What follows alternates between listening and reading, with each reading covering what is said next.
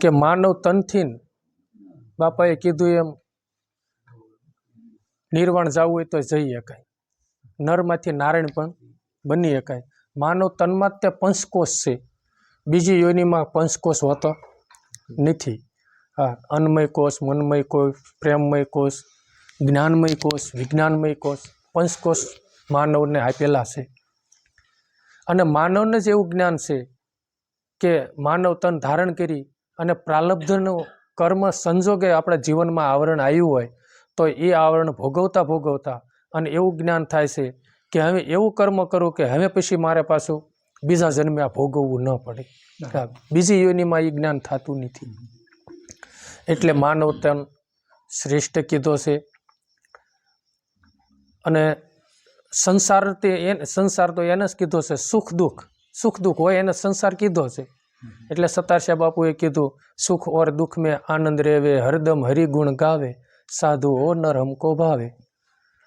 તો સુખ આવે કે દુઃખ આવે પણ એને આનંદ હંમેશની માટે ક્યારે રહે કે દમે દમે ભજન કરી, અજંપાના જાપ જપી અને પોતે આત્મલક્ષી જીવન બને અને પોતે આત્મપરાયણ બને ત્યારે પોતાને એમ થાય કે હું એક આત્મ સ્વરૂપે છું.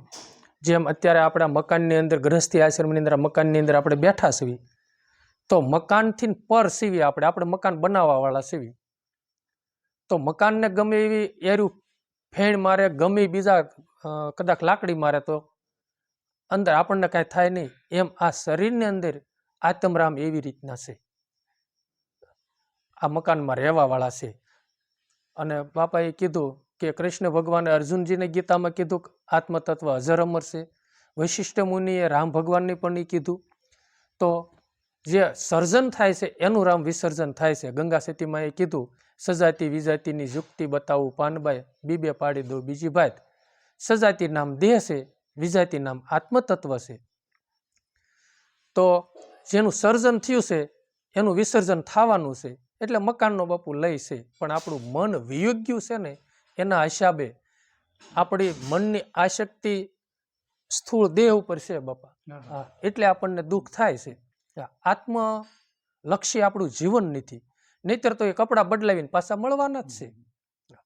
ભવાયા એક ના એક હોય, રમવા આવ્યા હોય વ્યાસ, તો આજ હરિશ્ચંદ્ર બન્યો હોય કાલ પાછા કાંસળી પાઠ પહેરે, વળી પાછો બીજા દિવસે રાજા ભરથુરી બને. પછી માગવા આવે ત્યારે મૂળ સ્વરૂપમાં એક ના એક જ હોય છે.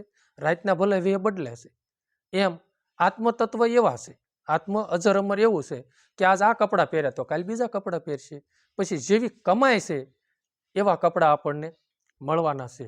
પોતે જ પોતાના વિધાતા બને છે, પોતે જ પોતાનું વિધાત છે. આપણે એમ કહેવી કે વિધાતાએ આવા લેખ લખ્યા છે. વિધાતાનો રામ દોષ હોય જ નહીં. આપણે કર્મ કરવી અને આપણે કર્મ ભોગવી. અમુક તમે જો તો કહેવાય કે આ જો સંતોનું કેટલું બધું ઓલું હોય છે. આપણે બાપા એકણે આવવાના હોય તો આપણે બધા રાહ જોઈને બેઠા હોઈએ છીએ, બરોબર. અને જ્યાંથી બાપા નીકળી ગયા ના કણે એનો વિરહ થતો હોય, બાપા અહીંથી વહી ગયા, બરોબર. પછી જ્યાં રસ્તામાં ઉભા રહ્યા હોય ત્યાં એની સુગંધ રહી જાય. દાખલા તરીકે મોરારી બાપુ અહીં આવ્યા છે, પછી સાંજના વદર જવાના હોય આશ્રમે આપણે, તો ના કેટલી તૈયારી હાલતી હોય બાપા. અને કોઈની વાડીએ બેઠા હોય તો એમ કે મોરારી બાપુ અહીં આવી ગયા. પણ બાપુ એવું જીવન હતું ત્યારે ને, જીવન પસારો તો કરવાનો જ છે. તો જગતને પ્રિય લાગીને જીવન પસારો કરવાનો છે અને અપખે પડીને જીવન પસારો તો કરવાનો જ છે. તો જો પ્રિય લાગીને જીવન જીવવું છે એના માટે સંતોનું ચરણ બધા લે છે. અને અજંપા જાપ એટલે ભજનની કમાઈ એમાં સંતો કરવાનું કહે છે. કે બાપા ઘણી દાણ એવું બોલે છે કે ભાઈ પ્રકૃતિ અને સ્વભાવ સુધારો હોય ને તો હરદમે દમ ભગવાનનું ભજન છે. ક્રોધને હટાવવો હોય તો હરિનું ભજન છે. શું કરવા કે એ લોકોને એવો અનુભૂતિ થઈ છે, એને ગોળ સાખ્યો છે ને એટલે ગળ્યો લાગ્યો ને એટલે બીજાને કીધું કે ભાઈ તમે ખાધા જેવો છે. અને જો ભજન કરતા ક્રોધ ન સેમો હોત તો બાપુ આ જાડેજા પીર ન થાત. જાડેજા પીર ન થાત. પછી આપણે આપા જાદરા થયા, એ પણ જેસલ પીર જેવા હતા, છતાંય તે જો જાદરા પીર થયા શેને લઈને? અને એને સંગ એવો થયો ત્યારે ને, કારણ કે એને આપણે જેસલ પીરને તોરલમાનો સંગ થયો, અને આપા જાદરાને માકુમાનો સંગ થયો, અને એમના પિતા આપા રતાનો સંગ થયો, અને એના સંગથી અને પછી ઓલા કુંભાર ભગત મેપા ભગતનો એના સંગ થયો, અને સંગથી આખું જીવનનું પરિવર્તન થઈ ગયું. એટલે સંતો પણ કહે છે કે વારું મારા વીરા રે સંગનો કરીએ નિષ્નો, નિષ્પણું તો નક્કી નરકે લઈ જાય, વારું મારા વીરા સંગનો કરીએ નિષ્નો. કારણ કે આ સંગ થાય છે રામ મનને જ તે થાય છે.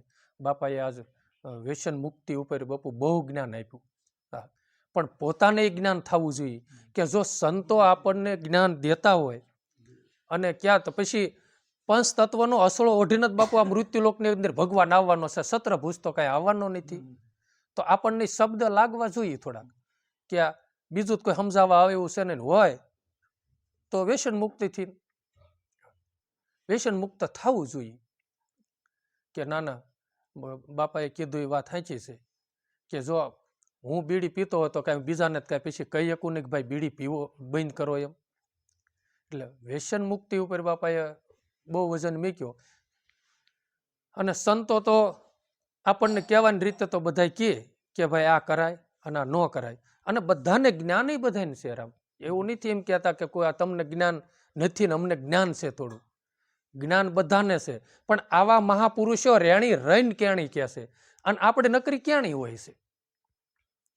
એના જીવનમાં એને અનુભૂતિ કરી અને એને તારણ કાઢ્યું કે આ વસ્તુ કામની છે અને આ વસ્તુ નથી કામની. એટલે સત્કર્મ સુખની સાવી છે અને અસત્કર્મ દુઃખની સાવી છે. તો પોતાને સુખી થવું કે દુઃખી થવું એ પોતાના હાથની વાત છે. કારણ કે આ મૃત્યુલોકની અંદર કર્મ કરી અને પછી 84 યોનિમાં જીવાત્મા ફરવા જાય, પછી બધા હપ્તા છે બધી યોનિની અંદર. હા, જેવું કરવી એવું પણ ભોગવવાનું છે. એમ ભવાઈઓ જેમ પાત્ર અલગ અલગ પહેરે છે ને, એમ રામ આત્મતત્વ અલગ અલગ ખોળિયા ધારણ કરે છે. હા, આજ આ ખોળિયું ધારણ કર્યું તો આ રેટ જેમ પાણીનો ડબ્બો ભરાય અને ઠલવાય, ભરાય અને ઠલવાય, એવી રીતના. અને આ આત્માની રામ અનંત યાત્રા છે. આપણે દાખલા તરીકે ગમે ત્યાં અહીંથી હરિદ્વાર જવું છે તો ગ્રસ્તી મકાન આઈના રહેવાનું છે, આપણે જાવી છીએ. એમ આત્મતત્વ જ્યારે યાત્રા કરે ત્યારે દેહરૂપી મકાન આઈના રહેવાનું છે, અને આત્મતત્વ હાલ્યો જવાનો. અને એનો એ પાછો જ્યારે હામાં મળે બીજો જન્મ ધારણ કરીને, તો આપણી ભૂમિકા નથી એને ઓળખી શકીએ. એવું શાસ્ત્રમાં સાંભળ્યું વાંચ્યું છે. કબીર સાહેબના પુસ્તકમાં ધર્મીદાસનો બાપા પ્રસંગ આવે છે. હા, આગલા જન્મની અંદર પોતે રામાનંદ એમના ગુરુનો એ અવતાર બતાવે છે. અને પછી પ્રશ્ન કરે છે ત્યારે કહે છે કે આ જન્મે નહીં, એ ઓલા જન્મે. ત્યારે કબીરને કીધું કે તમે ઓળખી જશો? એ કે હા, હું ઓળખી જઈશ. હા, તમારી કૃપા હોય તો ઓળખીશ. એ કે સારું. અને બીજો જન્મ ધર્મીદાસનો થયો. નાની ઉંમરમાં એ કાશી નદીની ઘાટ ઉપર જઈ અને રેતીનું શિવલિંગ બનાવે છે, અને એને કંકુ ચોખા ને એવું બધું ચડાવતા હોય, પૂજા કરતા હોય. કબીર સાહેબ નાથી નીકળ્યા એટલે જોયું તો ખબર પડી જાય. અને એ વખતે કબીર સાહેબ બાપુએ નાઈની વાણી ગાય, ઢીંગલા રમત મત રમણા, કોઈ સાધુ દેખ કર નમણા, કોઈ સંત દેખ કર નમણા, ઢીંગલા ઢીંગલી મત રમણા. આ ડાબી જલે તો ઈંગલા, જમણી સલે તો પિંગલા, ડાબી જમણી દોનો થાય તો સલે તો થાય સૂક્ષ્મણા. એ જ્ઞાન ધર્મીદાસને આપ્યું, કારણ કે કબીર સાહેબ ભૂમિકામાં હતા એટલે ઓળખી ગયા. એટલે આપણે ઓળખી શકતા નથી એટલે આપણને એનો વિરહ થાય છે. પણ એ ભૂમિકામાં સાધકો પોગે એટલે બાપાના મોઢેથી એકદાન મેં આજે બાપાએ વાત કરી બજરંગદાસ બાપા વિશેની. એમના મોઢે એવી પણ મેં વાત સાંભળી હતી કે જ્યારે બજરંગદાસ બાપા સ્થૂળ દેહ તો નાશવત સહી છોડી અને જ્યારે ભગવાનના ધામમાં ગયા ત્યારે બાલાનંદ બાપાને ખબર પડી જાય, અને એમના એક માં સેવા કરતા એને કીધું કે બજરંગદાસ બાપા સૌધામ જાય છે, માં તમારે જવું હોય તો ભગવાનના બધા દ્વાર ખુલ્લા છે. પણ સંતોની રામ સાનું હોય છે, પણ આપણે સમજીએ કે નહીં. શાનમાં શાન ગુરુજીની કહું પાનબાઈ, જેથી અંતરના ઉપજે ઓત. પણ આપણને તો એ શાન થતી નથી. માએ ના પાડી ને બાપા, કે મારે નથી જવું. હા બાપા.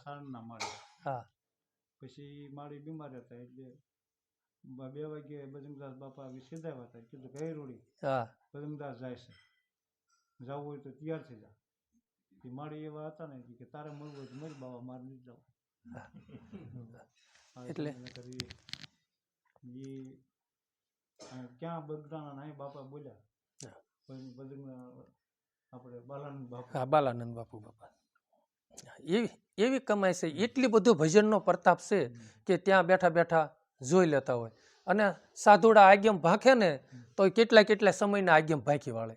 પણ આપણને તો રામી કાંઈ ખબર હા, કારણ કે આપણો અરીસો એટલે શીત અરીસો સૂંધળો છે, દેખાતો નથી. કારણ કે માયાના આવરણો છે, ખોટા આપણી અંદર છે ને ખોટા દ્રંદો પડ્યા છે. એટલે શીત ચોખ્ખું છે નહીં ને એટલે આપણને સમજાતું નથી.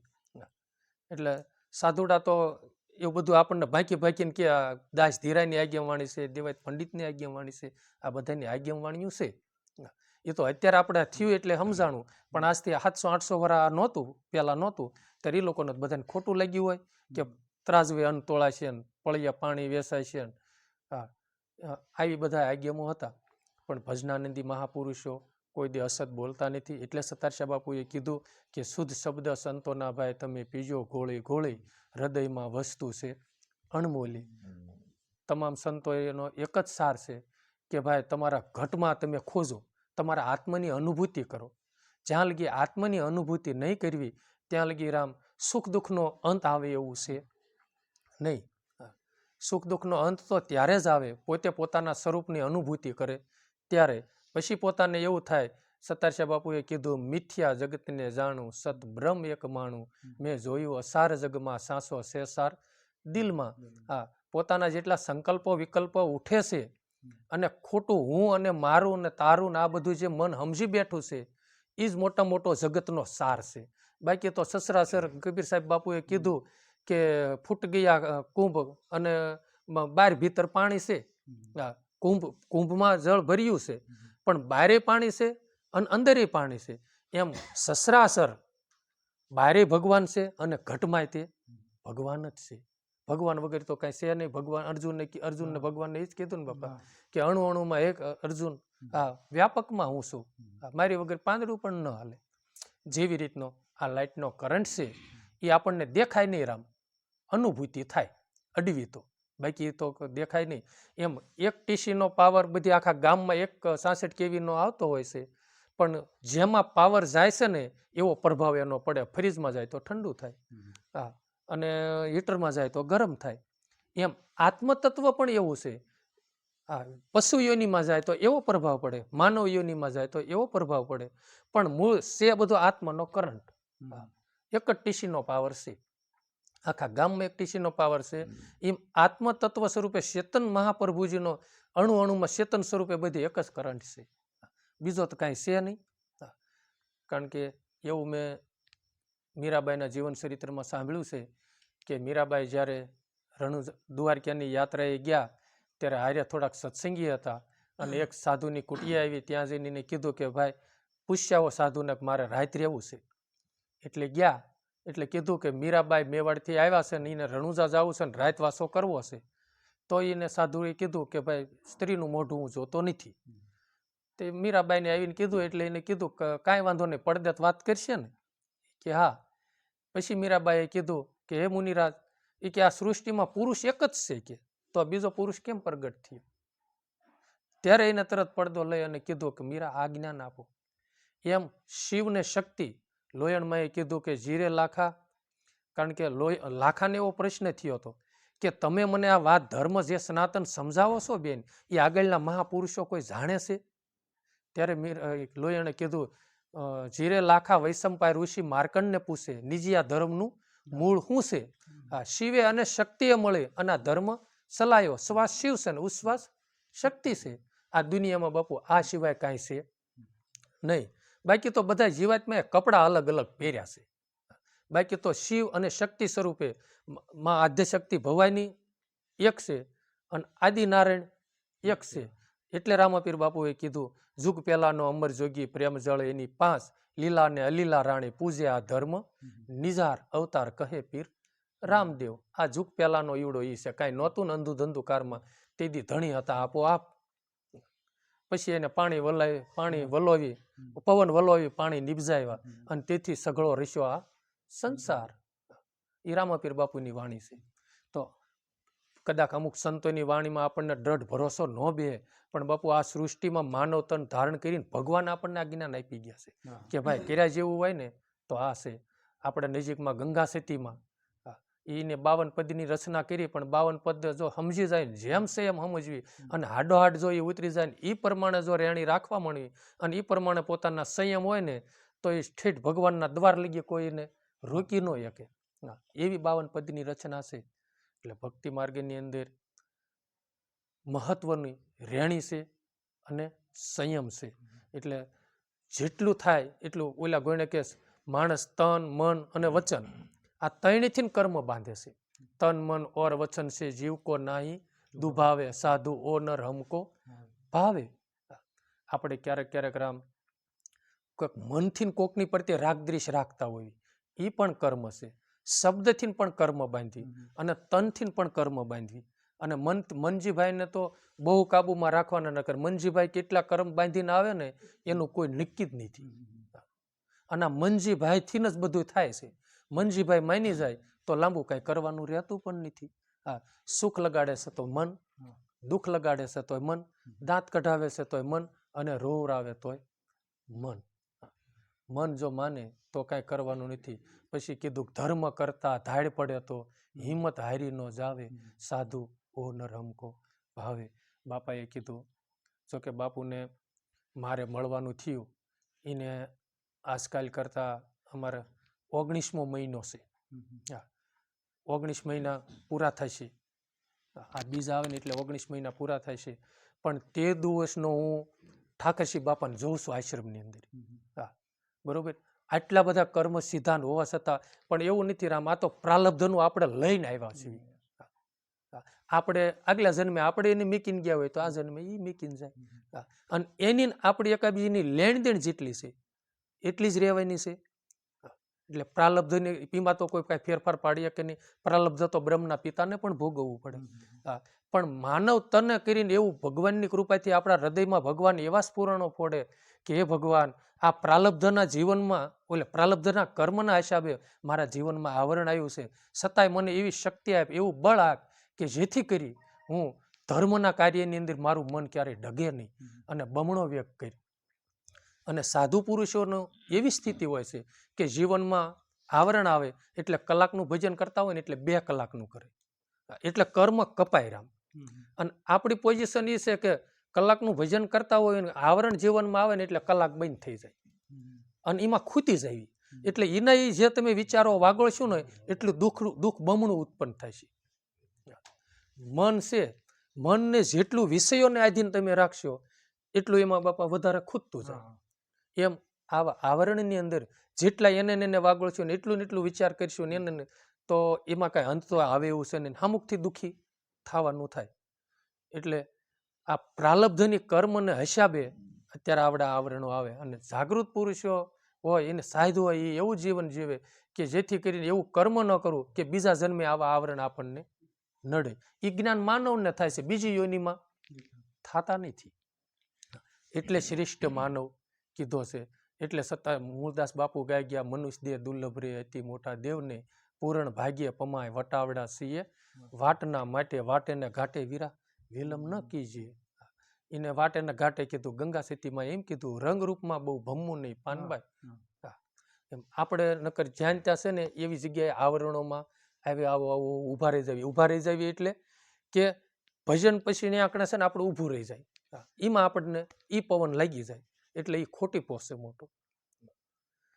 એટલે જેટલું થાય એટલું ભગવાનનું ભજન કરાય અને એવી ભગવાનને પ્રાર્થના કરાય કે હે પ્રભુ, આવેલા આત્માને શાંતિ આપે અને વળી પાછો મૃત્યુલોકમાં એ આત્મા આવી અને ભગવાન એને એવા વિચારોનું સ્ફુરણ કરીને એવી શક્તિ દે કે જેથી કરી તારી ભક્તિ કરે અને જન્મ જન્મ સંતોનું ચરણ લે અને નિત્ય તમારા શરણોમાં રહે. અને કણે સત્સંગ સતગુરુ દેવની જય, દ્વારકાધીશની, રામા પીરની જય, સનાતન ધર્મની, ગિરનારી મહારાજની, ગુરુદત્ત ભગવાન કી જય, વશરામ બાપાની જય, મહેશ્વરી માતની. હર હર મહાદેવ.